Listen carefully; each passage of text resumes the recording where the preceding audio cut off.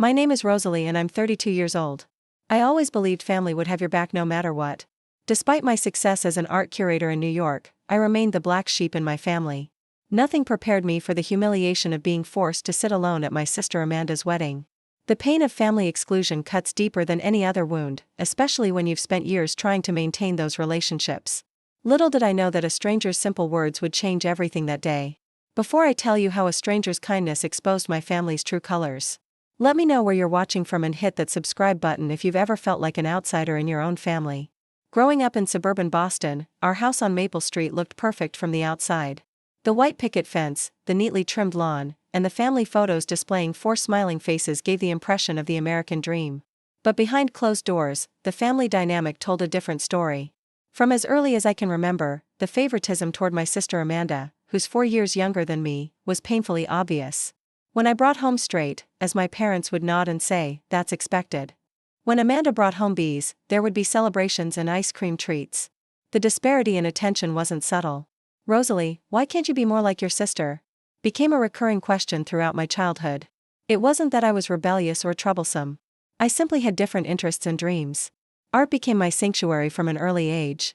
I'd spend hours sketching in my room or visiting the local museum, losing myself in brush strokes and colors that spoke to me in ways my family never did.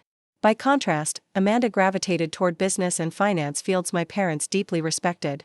"There's no money in art," my father, a successful investment banker, would say. "You need something practical, something secure." These conversations became more frequent as college approached. Despite their disapproval, I applied to art schools in New York. When my acceptance letter from NYU's prestigious art program arrived, my excitement was met with my parents' disappointment. "You're throwing away your potential," my mother said while holding the letter like it was something distasteful. The day I moved to New York was bittersweet. Amanda hugged me goodbye, whispering, "I'll miss you." While my parents remained stoic as if my departure was a personal betrayal rather than a pursuit of my passion. Those first years in New York were challenging but exhilarating. Living on ramen noodles in a tiny apartment shared with 3 other students, I worked part-time jobs while excelling in my classes. Every semester, I'd call home with updates on my achievements, hoping for some acknowledgement. "That's nice, dear," was usually my mother's response before quickly changing the subject to Amanda's internship at a Boston financial firm or her new boyfriend from a good family. Despite the distance and indifference, I built a life I was proud of. After graduation, I secured an assistant position at a small but respected gallery in Chelsea. My natural eye for emerging talent and dedication to artists' visions helped me climb quickly. By 28, I was the youngest curator at the Metropolitan Museum's Modern Art section, a position that made headlines in the art world. When that news broke, I received a text from Amanda. "Congrats. Mom and Dad saw it in the paper." Not a call, not a visit, just a text. Meanwhile, Amanda had followed our parents' approved path perfectly. She graduated with a business degree, secured a job at our father's friend's firm, and bought a condo just 20 minutes from our childhood home. The first major betrayal came when I was 25. I'd been saving for a master's degree in art history, carefully putting aside money from my entry-level gallery salary. During a rare visit home for Christmas, Amanda pulled me aside. "I need to borrow some money," she said. "Just temporarily. There's this investment opportunity that can't wait." Against my better judgment, I lent her $12,000 from my education fund. Months passed, then a year with no repayment in sight. When I finally confronted her, the truth emerged during a heated family dinner. "We told Amanda she could use that money," my father said dismissively.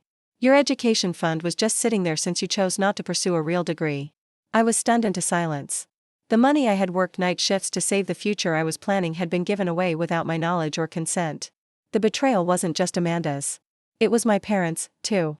Despite this profound hurt, I tried to maintain connections. Monthly phone calls, birthday gifts, occasional visits. I believed that family bonds could heal with time and effort. But each interaction left me feeling more like an outsider. Then came the news of Amanda's engagement to Tyler Morgan, the son of a prominent Boston family with connections that stretched into New York's elite circles, including the museum world where I worked. When she called to tell me, there was an unusual warmth in her voice. "You'll definitely be at the wedding, right? It wouldn't be the same without my big sister," she said. And for a moment, I allowed myself to hope that this milestone might bridge the gaps between us. Little did I know that this wedding would become the stage for my family's most public display of exclusion yet, and paradoxically my own unexpected liberation. The invitation arrived on a Tuesday, an elegant cream envelope with gold foil lettering. I ran my fingers over the embossed floral design, feeling a flutter of anticipation. Inside the heavy cardstock, announced, Mr. and Mrs. James Wilson request the pleasure of your company at the marriage of their daughter Amanda James Wilson to Tyler Alexander Morgan.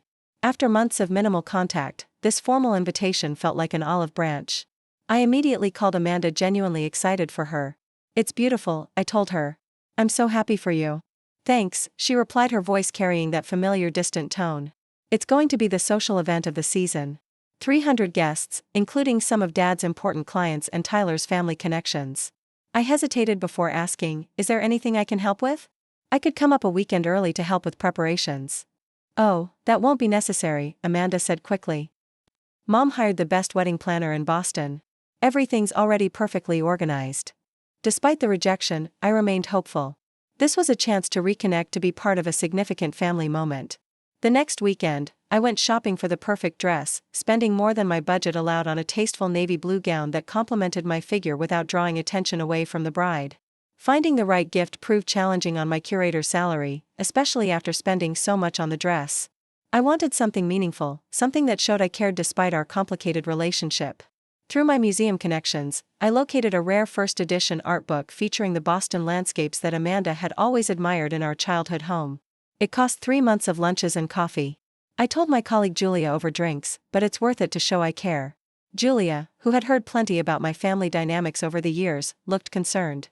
Just be careful about expecting too much in return, Rose. People don't change overnight. I brushed off her warning. It's her wedding. Things will be different. In the weeks leading up to the wedding, I made several attempts to be involved.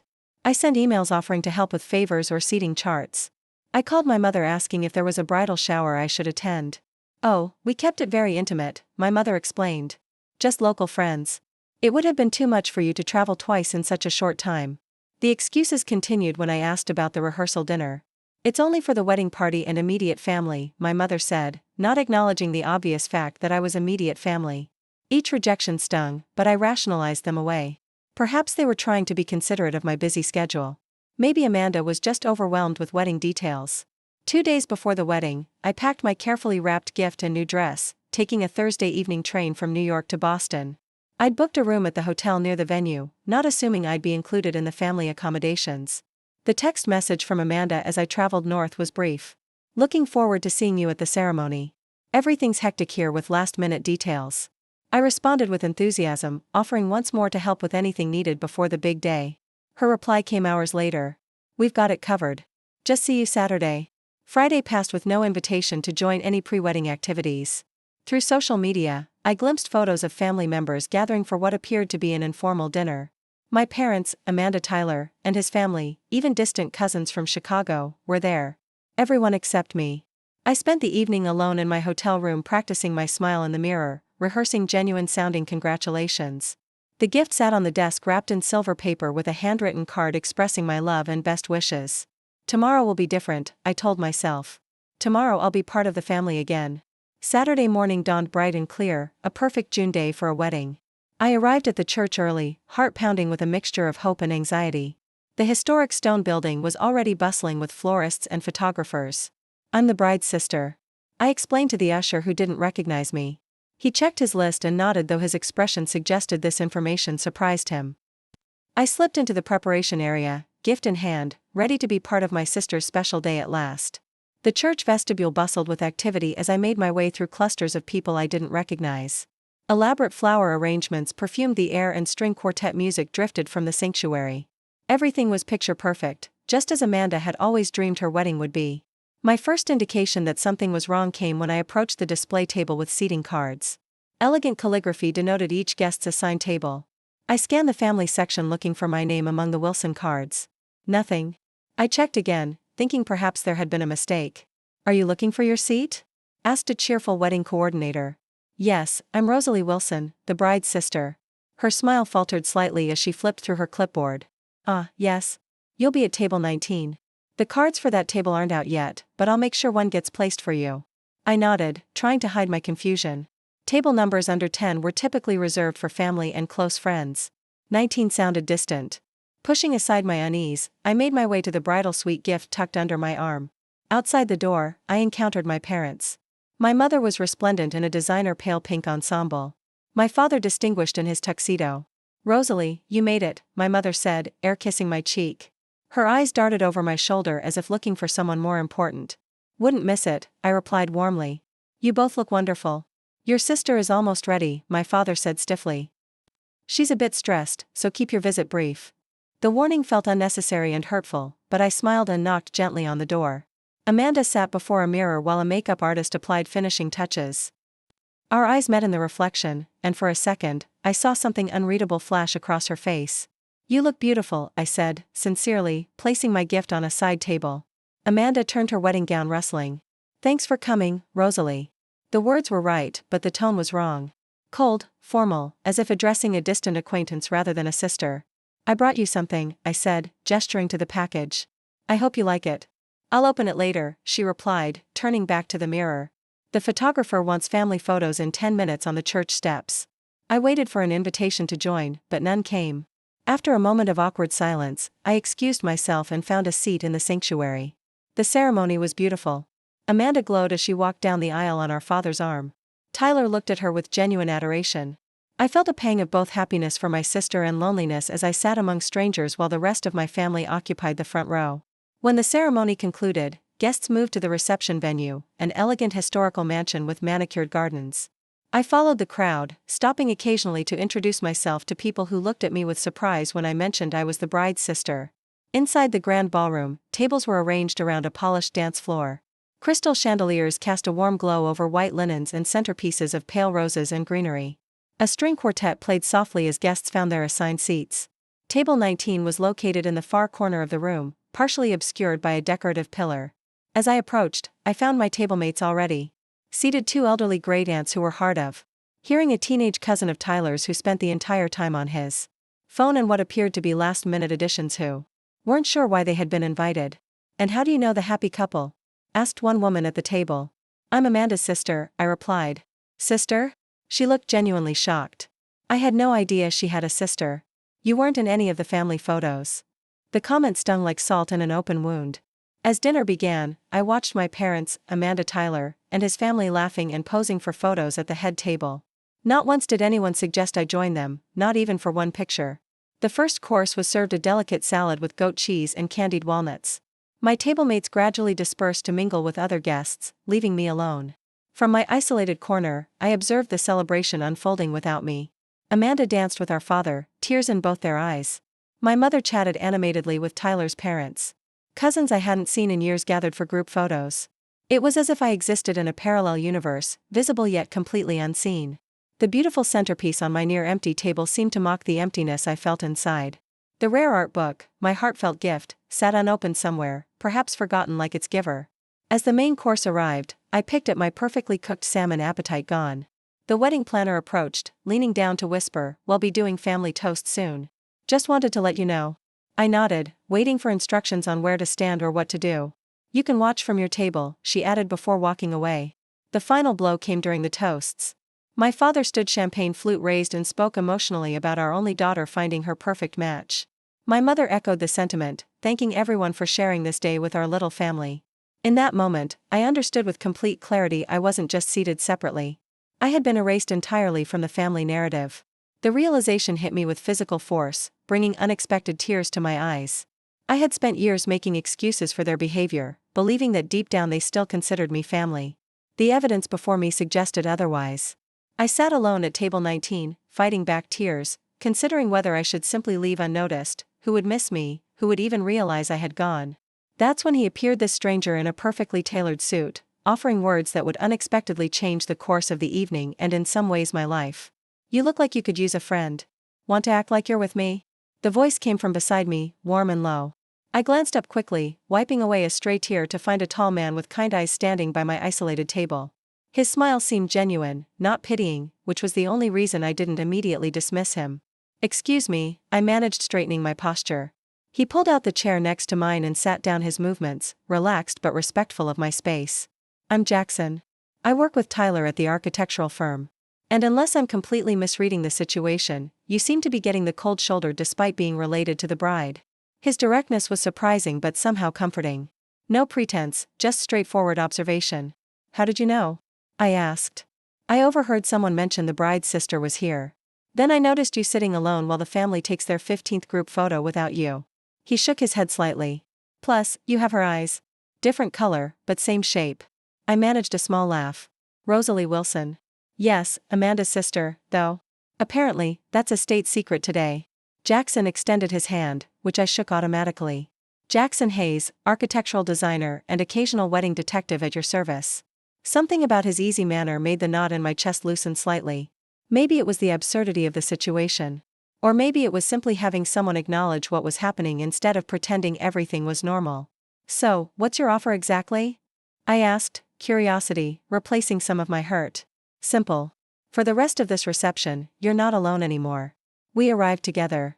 We're enjoying the wedding together, and anyone who wants to know more can mind their own business. He leaned in slightly. I've been to enough of these events to know sometimes you need backup. Why would you do that for a complete stranger?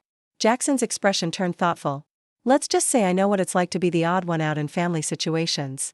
And no one should have to sit alone at a wedding, especially not family of the bride. For the first time that day, I felt seen not as an inconvenience or an afterthought, but as a person deserving of basic courtesy. The unexpected kindness from this stranger contrasted sharply with my family's deliberate exclusion. So, what do you say, partners in crime for the evening? He extended his hand again, this time offering more than a simple greeting. After a moment's hesitation, I took it. Why not?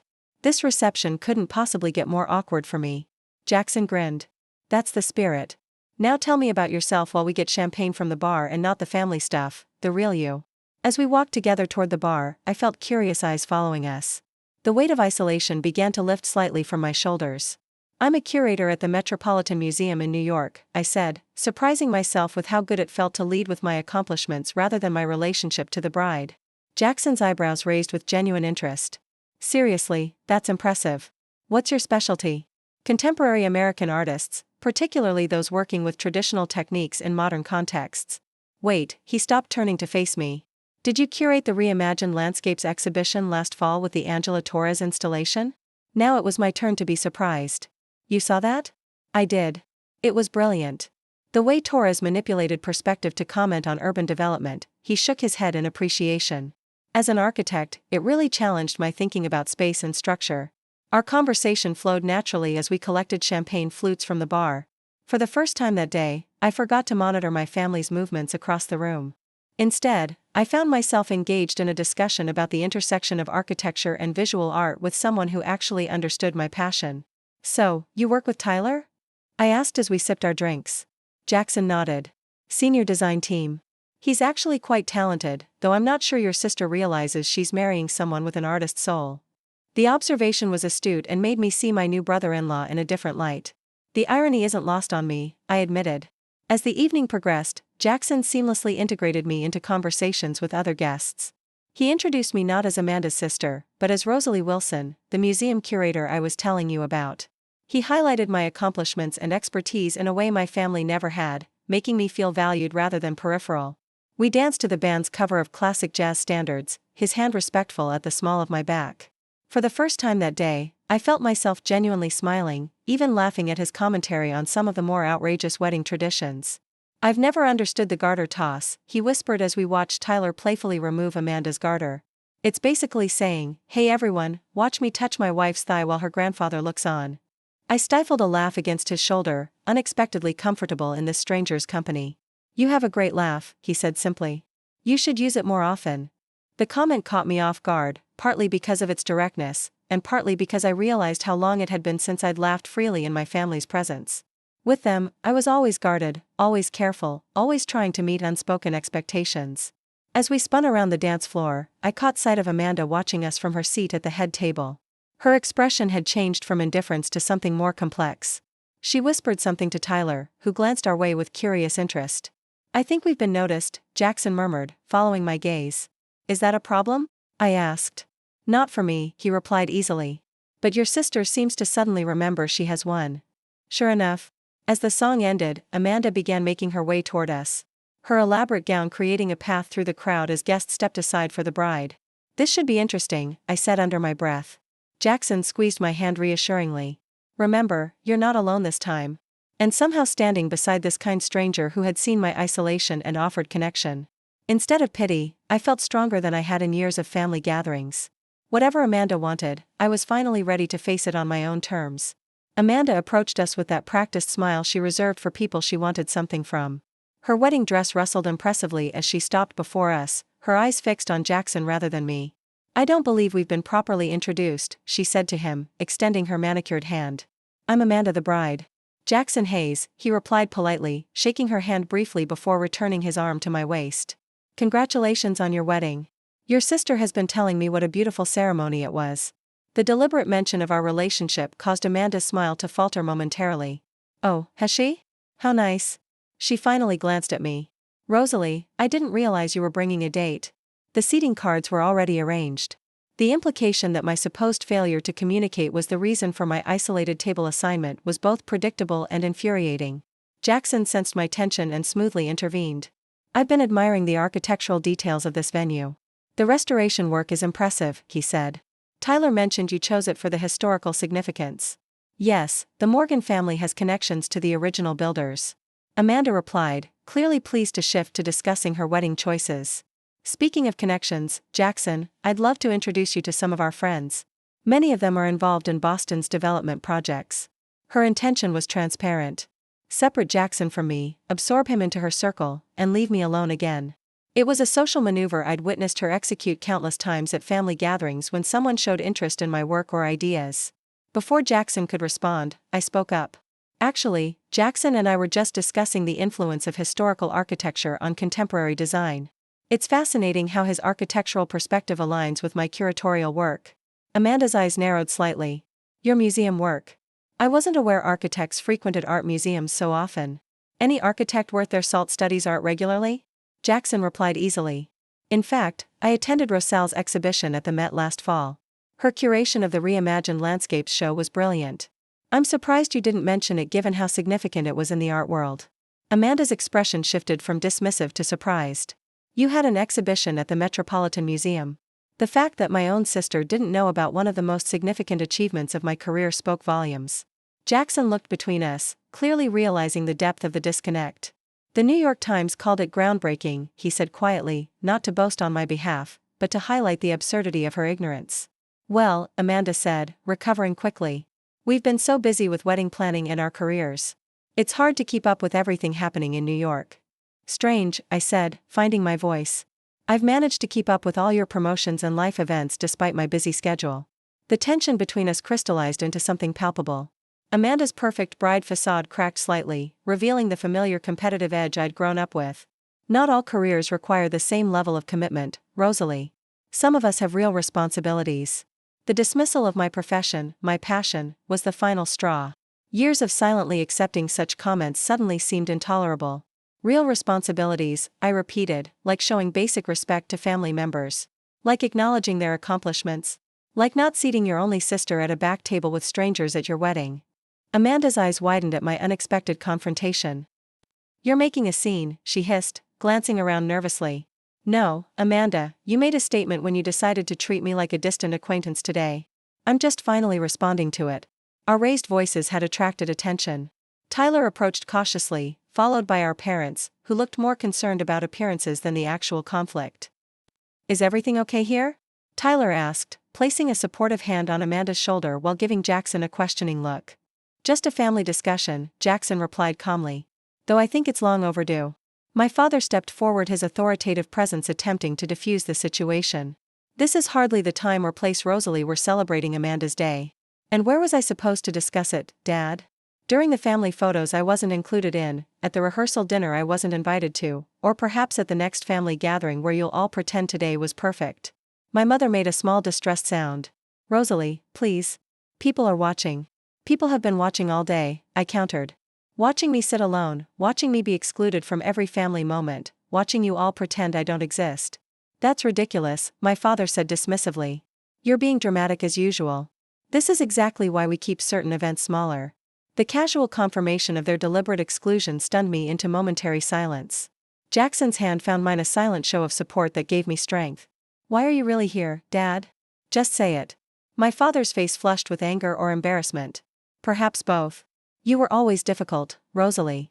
Never fitting in with our plans. Always insisting on your own path. Do you know how it looks to have a daughter who rejected everything we value?"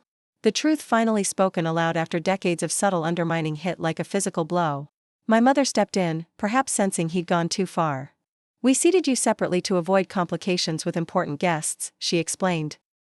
As if this made perfect sense, many of Tyler's family's connections are involved with traditional values and investments. Your lifestyle in New York, your artistic circles. We thought it best to keep things simple today. Simple?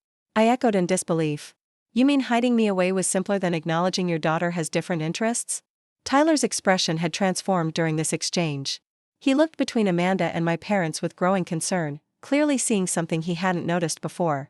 "I didn't know about this," he said quietly to Amanda. "You told me your sister preferred to keep her distance from family events." Amanda had the grace to look momentarily ashamed before rallying. "She does. She moved to New York. She barely visits. She chooses her art world over family constantly." Jackson cleared his throat. "If I may, from an outsider's perspective, it seems like Rosalie has been making efforts to connect despite the distance. She's here today.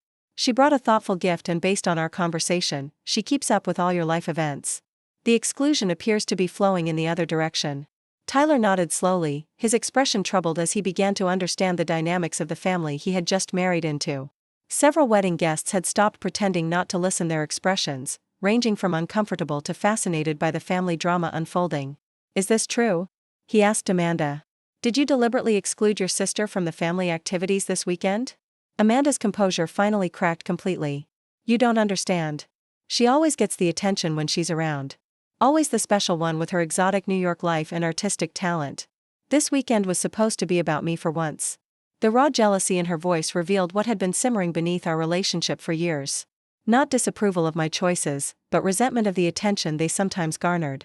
Not concern for my well-being in a competitive field, but fear that my different path might be viewed as more interesting than her conventional one.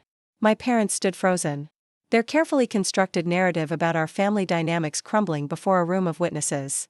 The realization that they had contributed to this toxicity seemed to dawn on them slowly, their expressions shifting from indignation to uncertainty.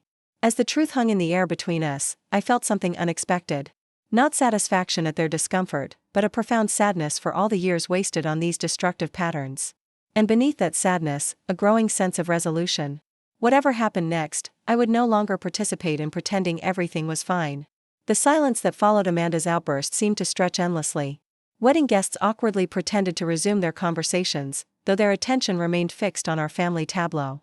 The picture-perfect celebration had cracked, revealing the complicated reality beneath. I took a deep breath, feeling strangely calm despite the tension. Years of suppressed feelings rose to the surface. But instead of the angry torrent, I might have expected, my words came measured and clear. "I have spent my entire life trying to earn your approval," I said, looking between my parents and Amanda. "I called every month. I sent gifts for every occasion. I celebrated your achievements. I defended your treatment of me to my friends. And today, I came to this wedding hoping that finally something would be different." My mother's face crumpled slightly. The first genuine emotion I'd seen from her all day. My father looked away, uncomfortable with direct emotional confrontation as always. "I never asked for special treatment," I continued. "I only wanted equal treatment to be acknowledged as part of this family, even if my choices are different from yours." "Your choices took you away from us," my mother said quietly. "No," I corrected her gently. "My choices took me toward my dreams. It was your response to those choices that created the distance between us." Amanda, still flushed from her emotional outburst, smoothed her wedding dress in a nervous gesture. "You make it sound like we're the villains here. You left Rosalie. You left for New York and your fancy art world and made us feel like our lives weren't good enough. Is that what you really think?" I asked, genuinely surprised that my leaving was a rejection of you. "Wasn't it?" Amanda's voice had lost its edge, sounding younger, suddenly more vulnerable. "No," I said softly. "It was never about rejecting you or our family. It was about finding where I belonged. Where my skills and passions could flourish, just like you did with finance. Just like Dad did with his firm." Jackson remained beside me, a steady presence. But wisely letting this family moment unfold without interference. Tyler, however, stepped closer to Amanda, his expression thoughtful. "I think I understand now," he said to her gently. "This isn't really about today's seating arrangement or the family photos. This is about years of misunderstanding and hurt on both sides." My father finally spoke, his voice lacking its usual authoritative tone. "We wanted what was best for you, Rosalie. A secure future, a respectable career. I know you did," I acknowledged. But at some point, wanting the best for someone means supporting what makes them come alive, not what fits your vision for them. The simple truth hung in the air between us. For the first time, I wasn't arguing or defending myself. I was simply stating my reality, and there was a strange power in that clarity. I've built a good life in New York, I continued. I've achieved things I'm proud of, found community with people who value what I bring to the table. I didn't come here today to make anyone feel bad or to demand attention. I came because despite everything, you're still my family, and I wanted to celebrate Amanda's happiness. Amanda looked at me with complex emotions crossing her face. The competitive sister and insecure bride weared with something more authentic underneath. I've always been jealous of your courage, she admitted in a near whisper, surprising everyone. You did what I never dared to do. You left the script. The admission cracked something open between us, some possibility of genuine understanding that had been buried under years of performance and expectation. This is Amanda's wedding day, I said, looking around at the guests who were still watching our family drama unfold. And I don't want to take anything away from that. I think it's best if I go. Rosalie, you don't have to leave, Tyler said, looking concerned. I do, I replied with a sad smile. But not in anger this time. I'm choosing to step away so the celebration can continue as planned. I turned to Jackson, who had been my unexpected anchor through this storm. Thank you for your kindness tonight. It meant more than you know. I'll walk out with you, he said without hesitation. Amanda stepped forward, suddenly looking torn. Rosalie the first. I waited, wondering if this was the moment where something truly would change between us. I've always loved you, I told her softly. As my sister despite everything. I hope you and Tyler will be very happy together. With those words, I turned and walked toward the exit, Jackson beside me. As we passed the gift table, I noticed my silver-wrapped package still sitting untouched among the others. Whatever bridge might be built between my family and me would have to start another day, not in the emotionally charged atmosphere of a wedding reception. Outside in the cool evening air, I felt lighter somehow. Not healed, not completely resolved, but unburdened by the weight of pretense I'd carried for so long. Are you okay? Jackson asked as we stood on the historic venue's steps. Usingly, yes, I replied, looking up at the stars emerging in the twilight sky. For the first time in years, I feel like I've spoken my truth. Whatever happens next, at least I'm not participating in the fiction anymore. What would you like to do now? He asked. I'm happy to get you a cab if you want to be alone. I considered this for a moment, then shook my head. Actually, if you're willing, I could use a friend tonight. Maybe we could get coffee or a real drink somewhere quiet. Jackson smiled, relief evident in his expression. I know just the place. A small restaurant near your hotel with excellent desserts and a decent wine list, perfect for processing family wedding drama. As we walked away from the venue, I didn't look back. Whatever relationship I might have with my family in the future would be built on honesty, not obligation or performance. And somehow walking away with this kind stranger felt like walking towards something new rather than just escaping something painful. The small restaurant Jackson suggested turned out to be perfect. Tucked away on a quiet street with warm lighting and private booths, it offered exactly the atmosphere I needed after the emotional roller coaster of the wedding. Cheers, Jackson said, raising his glass of Cabernet. To speaking your truth, I clinked my glass against his. And to kind strangers who become allies at exactly the right moment. Over tiramisu and coffee, we talked for hours, not just about the wedding drama, but about our work, our interests, our perspectives on life. Jackson listened attentively as I processed the events of the day, offering insights without judgment. Family dynamics are complicated, he said thoughtfully. Everyone plays their assigned role for so long that it becomes almost impossible to step out of the pattern until something breaks it open, I added. I never imagined it would happen at Amanda's wedding of all places. Before we parted ways that night, we exchanged contact information. I'm in New York at least once a month for projects Jackson mentioned. Maybe we could meet for coffee sometime. I'd like that, I replied honestly. There was something about his straightforward kindness that felt refreshing after years of navigating my family's complex expectations. Back in New York, I threw myself into work trying not to dwell on whether my family would reach out after the wedding confrontation. 2 weeks passed with silence from Boston, which wasn't entirely unexpected. What did surprise me was a text message from Tyler. I wanted to apologize for how things unfolded at the wedding. I had no idea about the family dynamics until that moment. Would it be okay to call you sometime? His message was followed by a phone call where he expressed genuine regret. Amanda and I have had several conversations about it since the wedding, he explained. She's struggling to process everything, but I think she realizes how hurtful the situation was. Thank you for reaching out, I told him. That means a lot.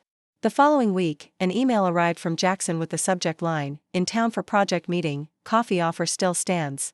Our coffee date turned into dinner, and dinner turned into a gallery opening the following evening.